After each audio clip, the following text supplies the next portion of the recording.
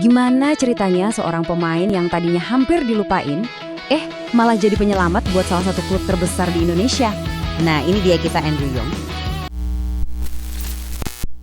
Dia itu datang pas Persib lagi butuh-butuhnya keajaiban. Dan kalimat ini bukan cuma pujian biasa loh. Ini bener-bener rangkuman dari sebuah krisis yang akhirnya nemuin jawabannya. Setiap pahlawan kan butuh panggungnya sendiri ya. Nah, buat Yang, panggungnya itu adalah sebuah klub yang lagi di ujung tanduk, yang lagi diambang kehancuran. Oke, kita mulai dari kedatangannya yang benar-benar bikin kaget semua orang. Sebelum ada Yung, musim Persib tuh kayak lagi terjun bebas. Bahaya banget. Terutama, lini serang mereka tumpul abis. Coba deh bayangin frustrasinya kayak apa. Pemain-pemain baru yang diharapkan bisa gantiin legenda klub, malah melempem. Tim bahkan gak bisa cetak gol dari penalti. Padahal itu kan peluang paling gampang di sepak bola. Harapan tuh rasanya udah hampir padam. Terus, di tengah semua kegelapan itu, tiba-tiba muncul satu nama yang gak ada di radar siapa-siapa. Hampir kayak bisikan doang, Andrew Young. Dan dia ini gak butuh waktu lama buat nyetel. Gila, dia bukan cuma cetak gol, tapi langsung ngerubah hasil pertandingan-pertandingan penting. Dimulai dari asisnya yang cerdas banget pas lawan Arema FC. Di situ kelasnya langsung kelihatan. Terus pas lawan PSBS Biak, dia ngelakuin sesuatu yang tadinya dianggap mustahil. Dia mematahkan kutukan penalti tim. Bayangin, setelah beberapa pemain senior gagal, dia maju. Eksekusinya dingin banget, kayak es. Itu bukan cuma gol biasa, itu sebuah pernyataan. Sebuah pesan ke semua orang. Persib udah nemuin predator yang selama ini mereka cari-cari. Nah, habis itu ada pertandingan tandang ke Bali United. Ini salah satu laga away paling susah di liga loh. Di kandang lawan yang terkenal angker itu, Persib benar-benar digempur habis-habisan. Kelihatannya udah nggak ada harapan sama sekali.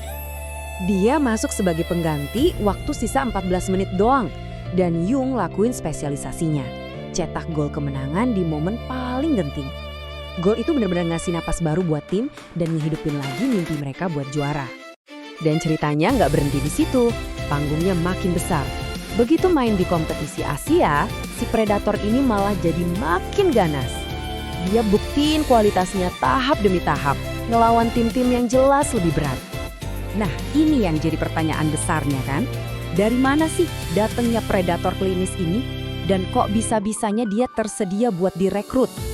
Oke, buat nemuin jawabannya, kita harus mundur sedikit, kita lihat masa lalunya di Eropa. Dan disinilah ceritanya jadi menarik banget, penuh kontradiksi. Ini kayak kisah dua karier yang beda banget, tapi dalam satu orang pemain. Waktu di Prancis, Young itu bukan cuma pemain bagus. Dia itu mesin gol, bener-bener mesin gol. Bayangin aja, 21 gol. Dia dapat gelar pemain terbaik, top skor, plus bawa timnya promosi. Dia itu bintangnya di sana. Karena sukses besar itu, dia dibeli mahal sama klub Belgia. Tapi, nah disinilah ceritanya mulai berbelok tajam. Mesin gol yang tadinya gacor, tiba-tiba kayak macet. Coba lihat deh perbedaan yang drastis ini. Angka nggak bisa bohong kan? Gimana ceritanya seorang striker yang bisa cetak 21 gol dalam semusim, tiba-tiba cuma bisa bikin 11 gol dalam 4 tahun? Aneh banget. Apa yang sebenarnya terjadi? Jawabannya, ternyata bukan karena bakatnya hilang, sama sekali bukan. Tapi karena ada benturan gaya main yang fundamental banget. Jadi gini, klub barunya di Belgia itu main pakai gaya gegenpressing. Gampangnya, striker di sistem ini tugas utamanya bukan cetak gol, tapi ngejar-ngejar bek lawan tanpa henti. Jadi dia lebih kayak gelandang bertahan daripada predator di kotak penalti. Fokusnya lari, nekan, bukan nyari gol. Jadi, ini poin paling pentingnya. Eropa itu bukan ngeliat pemain gagal. Eropa itu salah pakai dia. Salah total. Mereka beli mesin gol, tapi buku panduannya nggak dibaca. Ibaratnya, mereka beli elang tapi malah disuruh berenang. Makanya, pindah ke Persib itu bukan sebuah penurunan karir. Sama sekali bukan. Justru itu adalah sebuah langkah strategis, pindah ke lingkungan yang ngerti kodrat aslinya dia itu apa. Nah, perbandingan ini ngegambarin semua ceritanya dengan sempurna. Eropa itu salah habitat, jadi nalurinya mati. Persib ngasih habitat yang pas, nalurinya keluar lagi. Persib tuh bukan cuma rekrut pemain, mereka nyiapin hutan yang pas buat si predator ini berburu. Di Bandung, semua kepingan puzzle-nya nyambung. Mesin golnya dinyalain lagi. Kenapa? Ya karena dia akhirnya diminta ngelakuin satu hal yang emang jadi keahliannya, berburu gol. Sesimpel itu. Sekarang klub-klub di seluruh Asia pada nanya, siapa sih monster paru ini? Jawabannya simpel aja. Dia bukan pemain baru. Dia cuma akhirnya pulang ke rumahnya, ke tempat di mana dia bisa jadi dirinya sendiri. Eropa gagal paham sama dia. Persib berhasil ngelepasin dia. Nah, apa yang terjadi kalau seekor predator akhirnya diizinin buat berburu? Ini baru permulaan.